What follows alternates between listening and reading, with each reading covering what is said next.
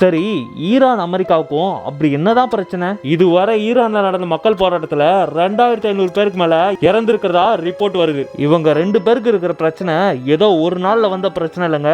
இது ஒரு அரசியல் வரலாறுன்னு பல காரணங்கள் இருக்கு. நான் உங்கள் ஃப்ரெண்ட்மேன் தமிழ்.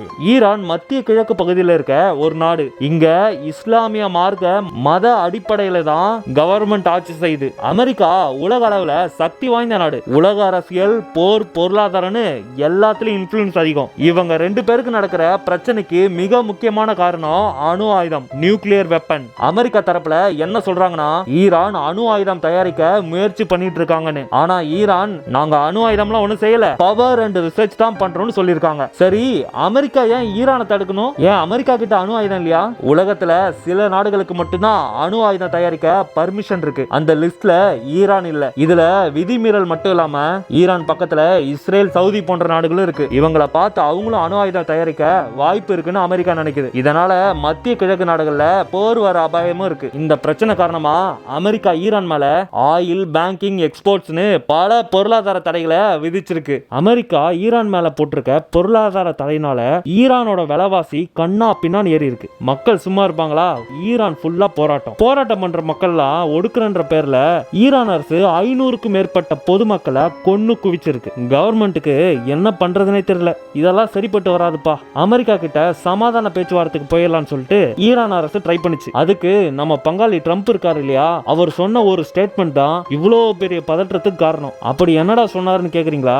சமாதான பேச்சுவார்த்தைக்கெல்லாம் நாங்க தயார் தான், ஆனா போர்கீர் வந்துச்சுன்னா எங்களுக்கு தெரியாதுப்பா அப்படின்னு சொல்லியிருக்காரு. அதுக்கு ஈரான் சும்மா இருப்பாங்களா? அமெரிக்கா தாக்குனா எங்க கையினா பூ பறிக்குமா அப்படின்னு இவங்களும் சொல்லி இப்போ ஒரு போர் சூழல் உருவாயிருக்கு. ஆமா, எங்கேயோ 2 பேர் அடிச்சுக்கிட்டா நமக்கு என்னடா பிரச்சனை கேக்குறீங்களா? அங்கதாங்க ட்விஸ்டே இருக்கு.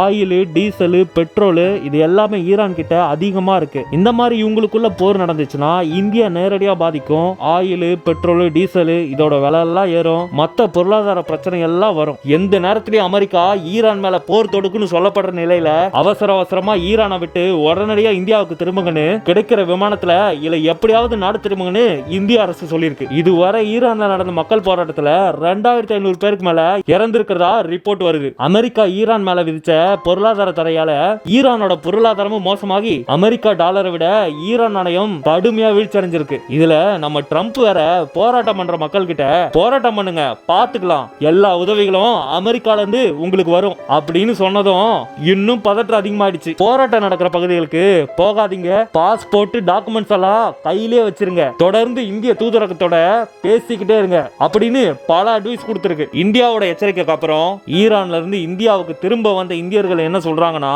இந்த போராட்டத்தினால இன்டர்நெட் ஃபுல்லா நிறுத்தி வச்சிருந்தாங்க, எங்க வீடுகளை கூட எங்களால தொடர்பு கொள்ள முடியல, வெளியில போனாலே போராட்டக்காரங்க எங்களை தடுக்கிறாங்க, எங்களுக்கு வெறும் பயமும் குழப்பமும் மட்டும் தான் இருந்துச்சு. எம்பசி எங்களுக்கு பண்ண உதவியால தான் இப்ப நாங்க நாடு திரும்பி இருக்கோம். இன்னும் ஈரான்ல 9000 இந்தியர்கள் இருப்பதா ரிப்போர்ட்ஸ் வருது. நாமெல்லாம் இந்தியாவில பிறக்கிறதுக்கு கடவுளுக்கு நன்றி சொல்லணும்னு நினைக்கிறேன். மீண்டும் உங்களை அடுத்த வீடியோவில் சந்திக்கிறேன். நான் உங்கள் ஃப்ரெண்ட்மேன் தமிழ்.